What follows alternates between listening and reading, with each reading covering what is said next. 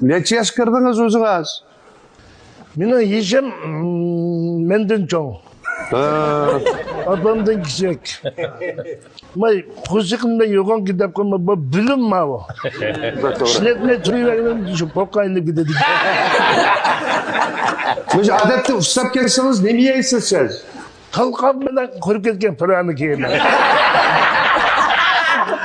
Ay, usuluqni bosida jigda.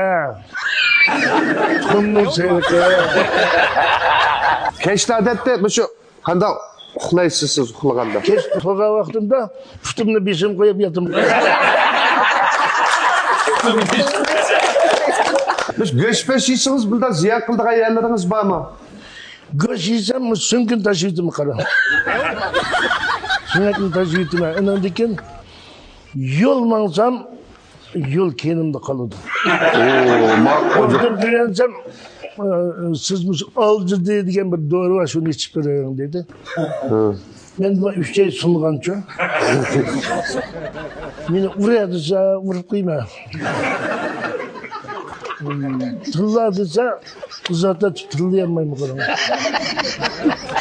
Dünyada ne bilen hoşunuz yok sizin işte? Üzem bilan. Qadırlaysiz. Üzembek nachar nima ekan o'ylab baksam. Nurg'un men demak Allohga o'ylab ketib qolsa kendim berib boqay deymidim.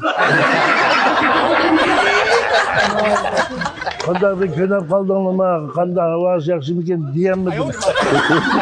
Men asl shoir qaram. Biraz. Benim yazmam, men yozgan she'rlarim har qanday ayol o'birnaga chapladi. Mening shu she'rlarimni ichi ketib ketganlar to'liq o'qiydi.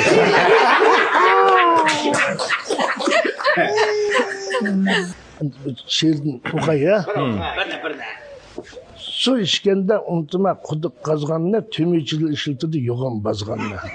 Aldırıp çulap ketmenle yolun azganına ancak cımakta koyan Necatcan bizdeki yazganını dedi.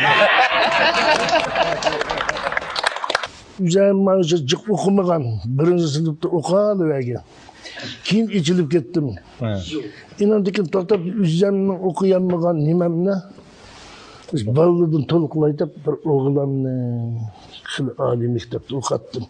Hazır o Mahmuşaş Kadir o. Alkış işte. Bismillahirrahmanirrahim. Bir kızımla doktor kılıp ettim. Ama tutumdaki çiğgo yerine şu davalı. Ne kızım ne acılar davalıdı. Bir kızım çalarak okugan, onun şu ayağını boyaydıgan nügüt koydum. Görümcük. Ma kızına aşı Emine kızım yasap koydu. Kanda yazayım dada diye ay kornun kibedeki davan şovunda kıpır.